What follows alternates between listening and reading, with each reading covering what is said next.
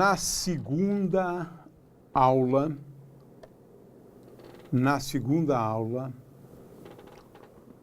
do tema 4, espelhos curvos, nós vamos abordar esta questão aqui. O método conhecido como gráfico, para determinar várias características da imagem. Não dá para dizer quantos centímetros tem a imagem, nem, tampouco, a que distância exatamente ela fica do vértice, por exemplo, né? Mas ajuda muito esse método, Aqui eu tenho um resumo, né, do que deve ser feito. Na realidade, bastaria considerar apenas dois raios, né? Dois raios, né? Pode ser também em número de 4, né? Ou pode-se chegar a isso, né? Mas aqui eu estou considerando dois raios, né? Por exemplo, um outro raio que a gente poderia considerar, aqui no caso eu estou considerando um raio que incide paralelamente ao eixo principal, ele é refletido e sai nessa direção. A continuação deste raio, ela atinge um ponto que é o foco desse espelho. Um outro raio incidindo, passando pelo foco, ou que passaria pelo foco, que aqui no caso é que se ele continuasse, passaria pelo foco. Esse raio, ele sai paralelamente. Em geral, utilizar dois raios é suficiente. Podemos utilizar mais. Por exemplo, vou dar um outro exemplo, né, que é também pertinente aqui, né? É você considerar, né, um raio que saia desse ponto e atinja o vértice. Ao atingir o vértice, como se trata do vértice, esse ângulo aqui de incidência é igual ao ângulo de reflexão, né? Ele é igual ao ângulo de reflexão. Então, é possível também utilizar essa estratégia aqui, né? Um que passe pelo vértice, né? O outro que incide paralelamente e, finalmente, um que incide de tal maneira que ele ou passe pelo foco ou o prolongamento dele passe pelo foco, né? Então, tenho também, como eu disse antes, aquele que passa, né, pelo centro de curvatura, né? Isso também pode ser utilizado. Um raio que passa pelo centro de curvatura, como esse, ele incide, né? Ele incide de tal maneira, aqui, veja, ele incide aqui, né? Mas quando ele passa pelo centro de curvatura e atinge o espelho, ele atinge com um ângulo de 90 graus. Logo, o ângulo de incidência é zero. Ele volta sobre si mesmo. Então, esse aqui é um quarto raio, né, que se pode usar. Aquele que passa, né, pelo centro de curvatura, ou que passaria nesse caso. Olha, esse aqui incide, ele iria passar pelo centro de curvatura, mas ele não passa, mas ele volta sobre si mesmo, esse raio. Porque o ângulo de incidência agora é zero, e o ângulo de reflexão também é zero. Temos, então, várias estratégias, né? O raio passando pelo centro de curvatura, o raio passando pelo foco, ou a sua continuação passando pelo foco, saindo paralelamente. Então, esse raio aqui, olha, ele passou pelo foco. É um raio que passou pelo foco. Está vendo? Passou pelo foco.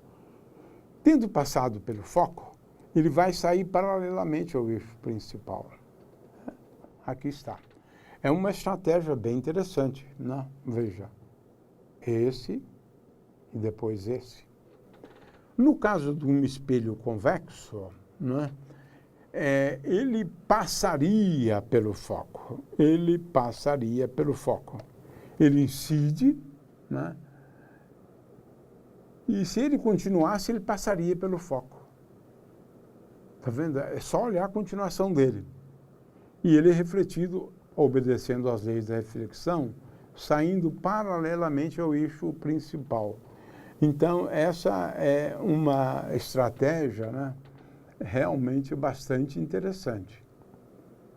Raio luminoso passando ou que passaria pelo foco.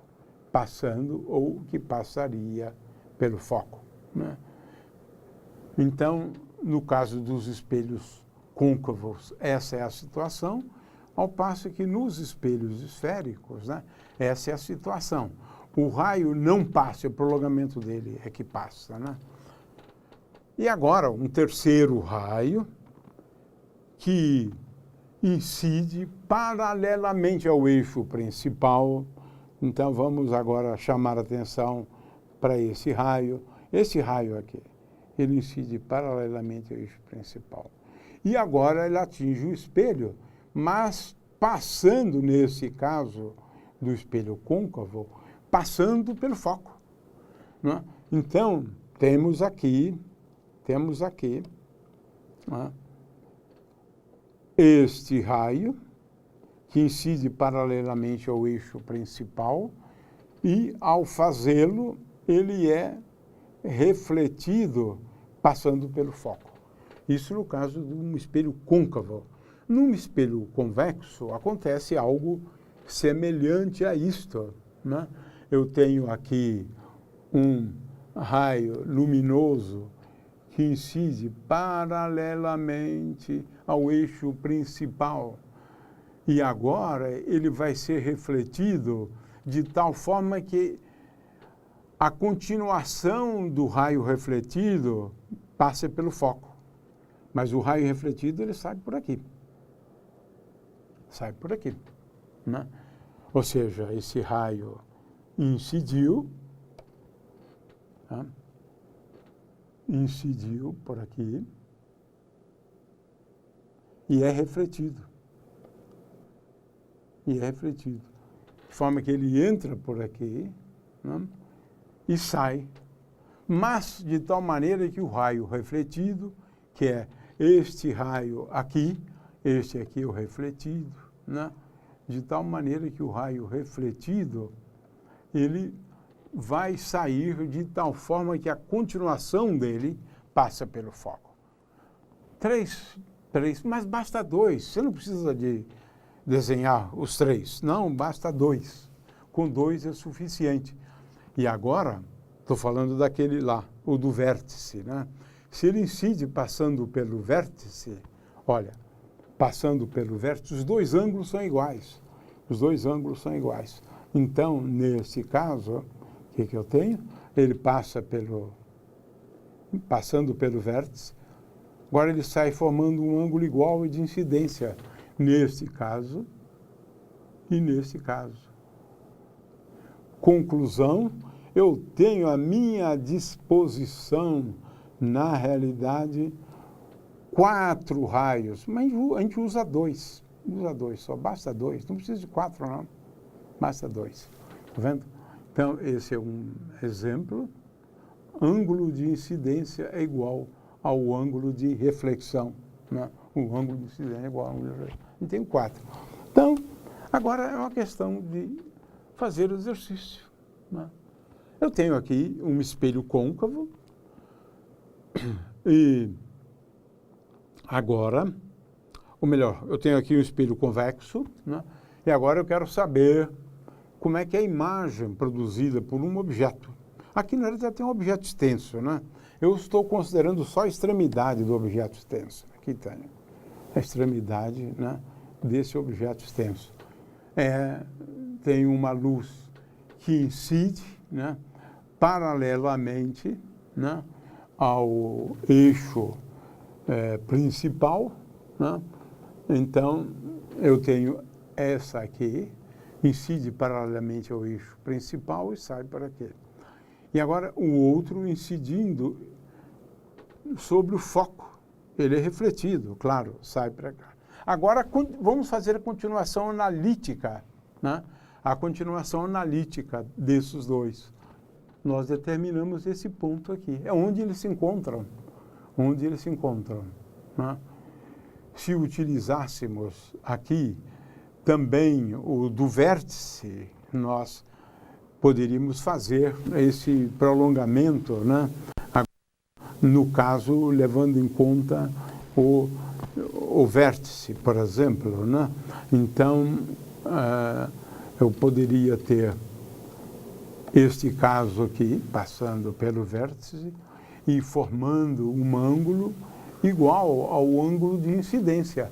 E agora faria a continuação analítica, né, desse raio, mas é o raio refletido, e vai coincidir aqui. Então, veja, é uma questão só de fazer o exercício e ver onde, né, esses raios acabam se encontrando. Esse ponto aqui é a extremidade da chama da vela, né? De forma que é apenas, como disse antes, né, é uma questão apenas, né, de aplicar aqueles 4 raios. Aqui eu apliquei 2. Essa imagem, esse espelho aqui, é um espelho convexo, né? Convexo. Então, veja, a imagem é determinada considerando um raio luminoso incidindo paralelamente ao eixo principal do espelho. Ele é refletido, vem para cá. Um outro raio luminoso passa pelo foco. Ele é refletido paralelamente ao eixo. Agora, considera aqui o ponto de encontro dos raios refletidos. Os raios refletidos. É esse ponto aqui. Então, a imagem, nesse caso, ela é real, invertida e menor. No caso anterior, a imagem é direita, ela é direita, é uma imagem virtual e menor do que o objeto. E assim a gente pode ir classificando, né? A gente pode ir classificando as imagens, né? Estamos sugerindo aqui que o aluno assista a este pequeno vídeo aqui. Alguns minutinhos só.